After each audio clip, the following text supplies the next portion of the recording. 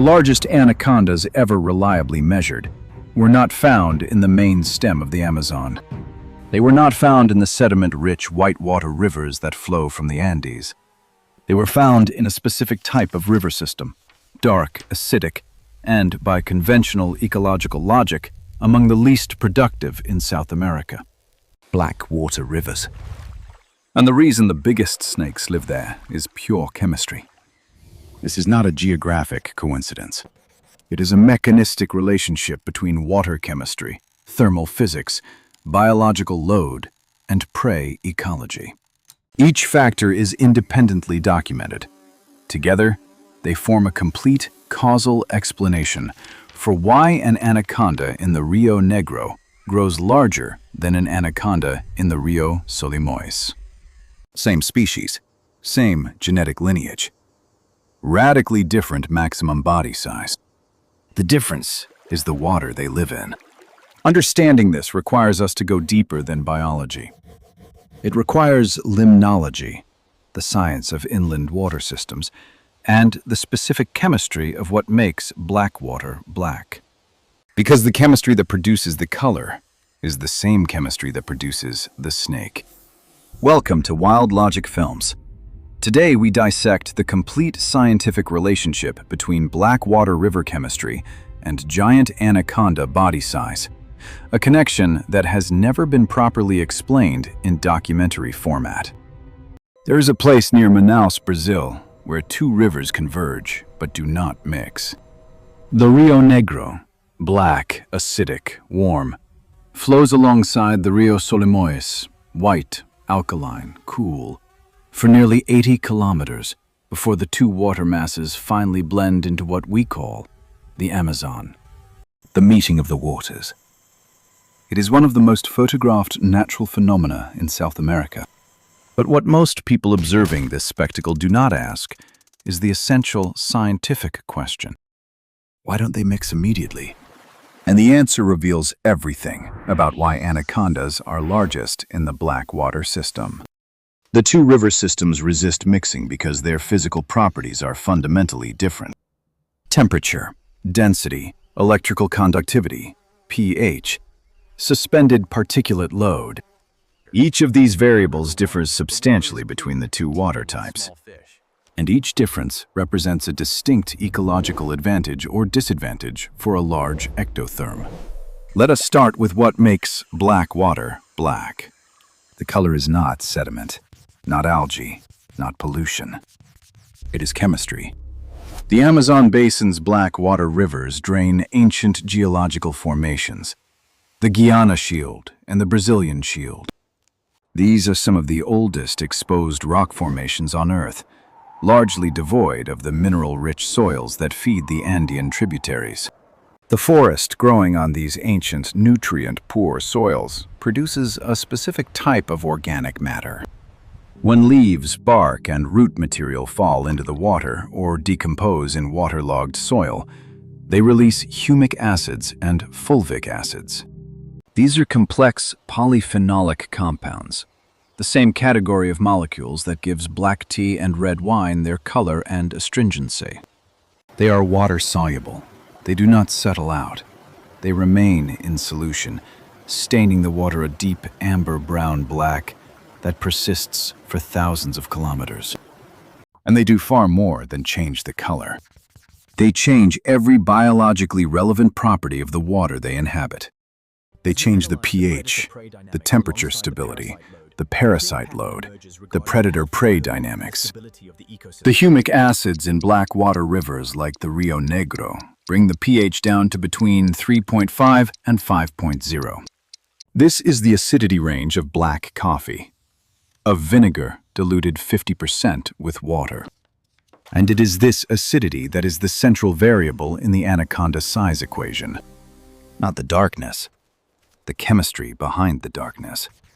We need to work through each consequence of that chemistry, one by one, because each one is a direct upstream cause of the anaconda's exceptional size in these systems. Thermal property. The first and most direct consequence of black water chemistry Dark water absorbs solar radiation at a fundamentally different rate than light-colored or turbid water. The albedo, the reflectivity of a surface, determines how much incoming solar energy is absorbed versus reflected. White water, carrying suspended pale-colored sediments from the Andes, has a relatively high albedo. A significant fraction of incoming solar radiation bounces off the surface and the suspended particles. Black water, with its dark, dissolved organic compounds, has a substantially lower albedo. It absorbs solar energy more efficiently, converting it into heat within the upper water column. But the critical factor is not peak temperature.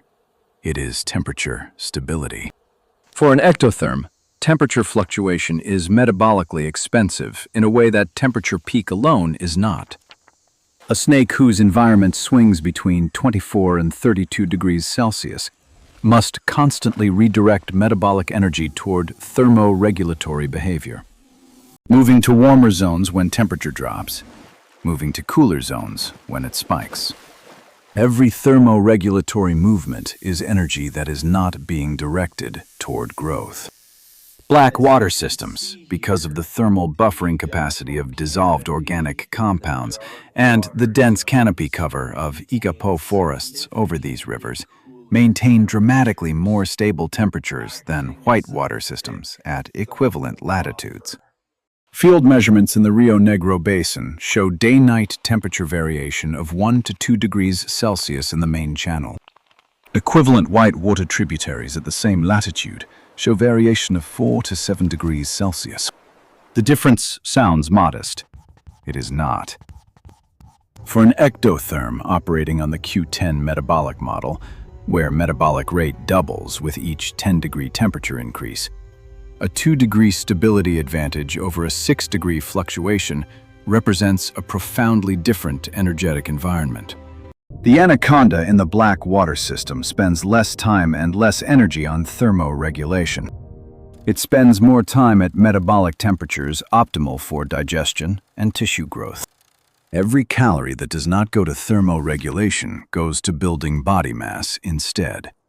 Over years and decades, this cumulative efficiency differential compounds into measurably larger body size. This is the first component of the black water size advantage. And it operates continuously, every day, for the entire lifespan of the animal. There is a second thermal phenomenon specific to flooded Igapo systems that amplifies this effect. The Igapo, the black water-flooded forest, creates a thermally stratified aquatic environment with exceptional stability in its upper layer. Dense canopy cover over the Igapo channels filters direct sunlight, preventing the thermal spikes that open water systems experience at midday. The root systems and submerged vegetation create a complex physical structure that slows water circulation and promotes thermal layering. The upper 1 to 2 meters of Igapo water, where anacondas most commonly position themselves, maintains what amounts to a near isothermal warm zone throughout the day. The anaconda does not need to move to find its optimal temperature. Its optimal temperature exists stably in the exact location where its prey also congregates. The thermal environment and the predatory environment are co-located. This is not a trivial ecological coincidence. It means the animal can sit in one location at optimal metabolic temperature, waiting for prey to come to it. Zero thermoregulatory expenditure. Zero pursuit expenditure. Pure caloric accumulation. But thermal efficiency alone is not sufficient to explain the extreme size differential between blackwater and whitewater anacondas. There is a second mechanism, less obvious, more powerful, that operates entirely below the surface of what field observers can see. It operates at the level of the skin itself, and it has nothing to do with heat.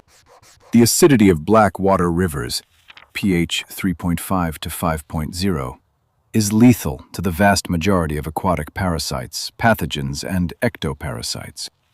This is a documented limnological fact, not a hypothesis. The Rio Negro is famous among tropical field biologists for an almost complete absence of mosquitoes along its banks. Mosquito larvae require water with a pH above approximately 6 to complete their aquatic life stage. At pH 4, the larvae die within hours of hatching. The same acid threshold applies to a wide range of aquatic helminths, trematodes, and bacterial pathogens that routinely infect large reptiles in whitewater systems. In whitewater river systems, anacondas carry significant parasite loads. Nematodes in the respiratory system, trematodes on the skin surface, acanthocephalans in the gastrointestinal tract. Each parasite category imposes a direct metabolic tax on the host animal. The immune response required to manage parasitic infection consumes caloric resources that would otherwise be available for growth. The tissue damage caused by parasites, particularly respiratory nematodes, reduces the efficiency of oxygen uptake and gas exchange. Skin parasites directly compromise the thermoregulatory surface, reducing the efficiency of behavioral temperature management. A heavily parasitized anaconda is not simply an uncomfortable animal. It is a metabolically compromised growth machine. A significant fraction of every meal it consumes is redirected to parasite management rather than body mass increase. In blackwater systems, that parasitic tax is dramatically reduced. The acidity of the water creates a continuously sanitized environment around the snake's body. Ectoparasites attempting to establish on the skin surface encounter a pH that prevents their survival.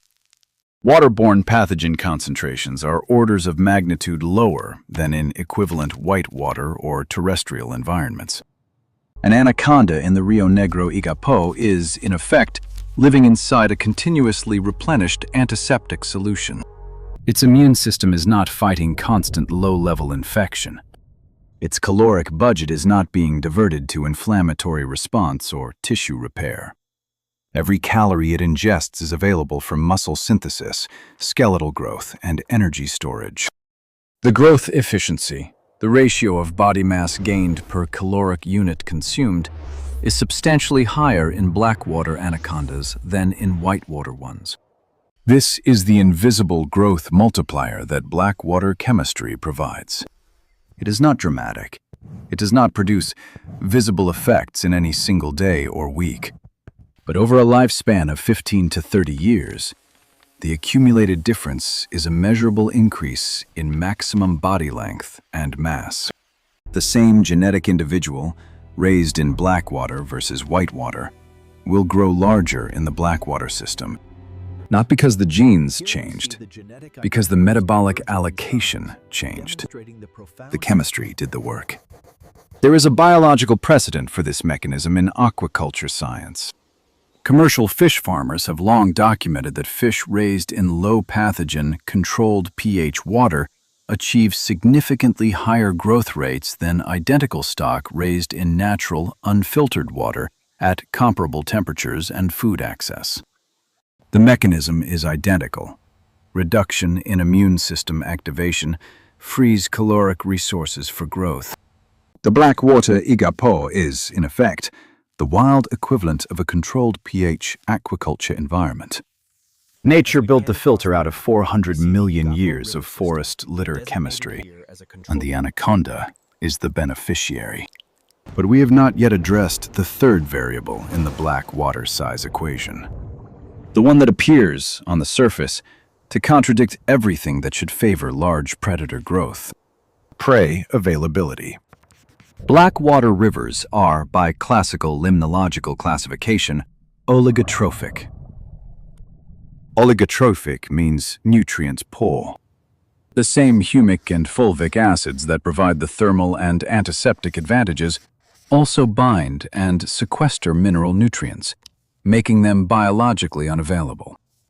The result is a river system with extremely low primary productivity, low phytoplankton, low aquatic plant growth, low base-level food chain productivity. By the standard ecological model, Low productivity at the base should mean low biomass at every level above. Low algae means low small invertebrates. Low invertebrates means low fish. Low fish means an insufficient prey base for a large apex predator. On paper, the black water igapo should not be able to support the world's largest snake. But the ecological reality contradicts the simple model in a specific and measurable way. The critical variable is not total prey biomass. It is prey concentration at the time and location of the hunt. Black water river systems in the Amazon undergo dramatic seasonal flooding cycles. During the wet season, the igapo expands to cover enormous areas of forest floor, sometimes reaching depths of 10 meters or more in the standing timber. Fish disperse into this vast flooded forest, feeding on fruits, seeds, and terrestrial invertebrates that fall into the water.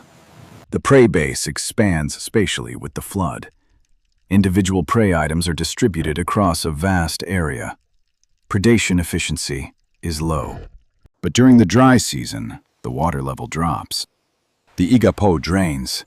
The forest floor reemerges. The fish have nowhere to go. They concentrate rapidly into the remaining permanent water bodies, the deep channels, the pools at river bends, the isolated oxbow lakes. In a whitewater, nutrient-rich system, the fish population is large and spatially dispersed even during the dry season. The predator must search, pursue, and expend energy finding individual prey items across a wide area. In a black water igapo system, the dry season creates something the ecology textbooks call a prey trap. Enormous numbers of fish, far more than the permanent water body could support year-round, are compressed into a fraction of their wet season range. The density of prey at these concentration points can be extraordinary. Herpetologists working in igapo systems during dry season report anacondas found in association with fish schools of hundreds of individuals in pools only meters across. The anaconda does not need to hunt. It needs only to be present at the right location. This prey trap mechanism means the black water system's apparent productivity deficit is seasonally reversed. During the months when prey is concentrated, the caloric density available to the anaconda per unit of search effort exceeds anything available in the more uniformly productive whitewater system. A single dry season session at a prey concentration pool can yield multiple feeding opportunities in rapid succession. For an apex predator that feeds infrequently and digests slowly, this concentrated availability is more valuable than constant dispersed availability. The anaconda's metabolism is built for feast and fast cycles, not continuous low-level feeding. The black water igapo's seasonal prey concentration is perfectly calibrated to that metabolic pattern. Maximum caloric input during concentration events. Extended fasting during dispersal periods. The animal spends its fasting periods in a thermally stable, parasite-suppressed environment that minimizes the cost of not eating. And it spends its feeding periods at locations of extraordinary prey density with minimal energy expenditure per prey item captured. Both phases of the cycle are optimized by the black water chemistry. In a whitewater system, neither phase is optimized to the same degree. Temperature fluctuates, parasite load persists. Prey density is more uniform year-round. The black water anaconda grows faster because its entire annual cycle is more efficiently structured. Not because it eats more, because it wastes less. Every inefficiency that black water chemistry removes is a calorie redirected to body mass. And body mass, compounded over a 15 to 30-year lifespan, is the difference between an 8-meter anaconda and something significantly beyond that. The chemistry is the cause. The size is the output. The black water advantage is not permanent. It is not geologically guaranteed. It is contingent, entirely contingent, on the intact forest canopy that creates it. The humic and fulvic acids that color the water and acidify the system come from leaf litter, root decomposition, and waterlogged forest soil. They are the chemical output of a functioning, intact Igapo forest ecosystem. Remove the forest, and you remove the acid production. The pH rises. The thermal buffering weakens. The parasite suppression fails. Deforestation of Igapo margins is not currently occurring at the rate of primary Amazon forest loss. The Igapo is difficult to farm.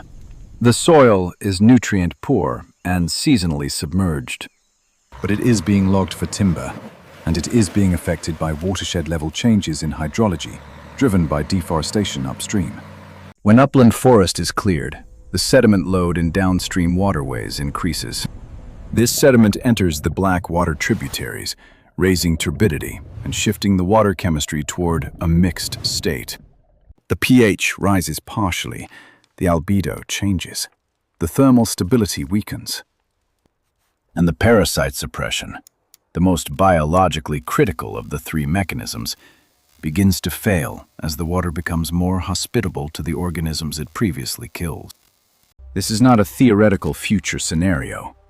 It is a measurable, present condition in multiple Rio Negro tributaries adjacent to cleared land. The second deforestation effect on the black water system is the prey trap mechanism.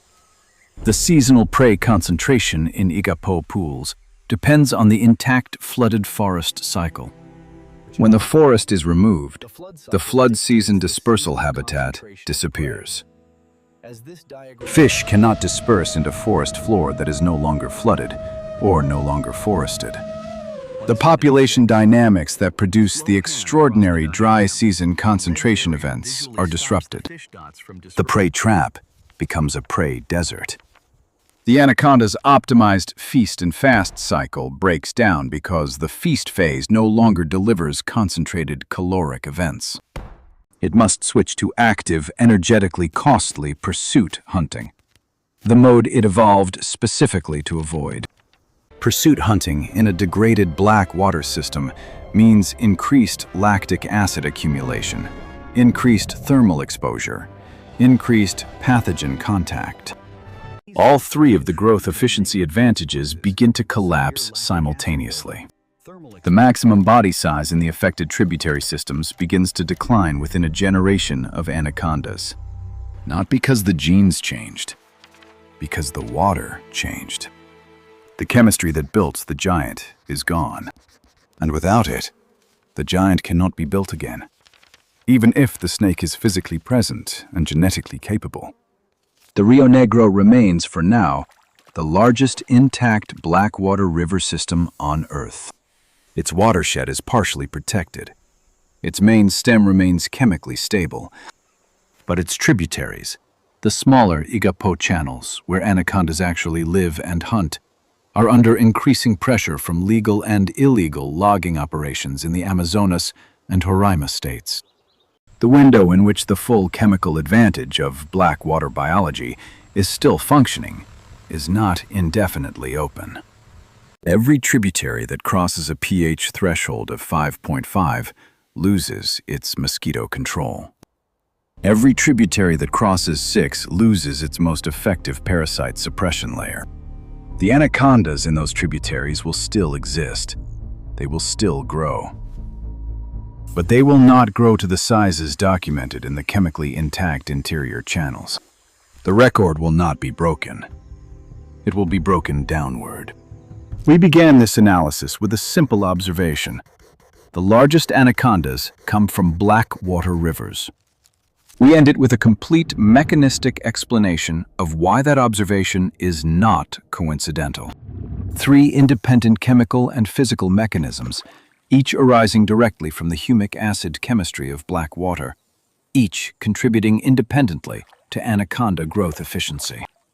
Thermal stability from dark water's low albedo, parasite suppression from the extreme acidity, prey concentration from the seasonal Igapo flood cycle. No single mechanism is sufficient. All 3 operating simultaneously produce the output. The chemistry of the water is not the background condition of the ecosystem.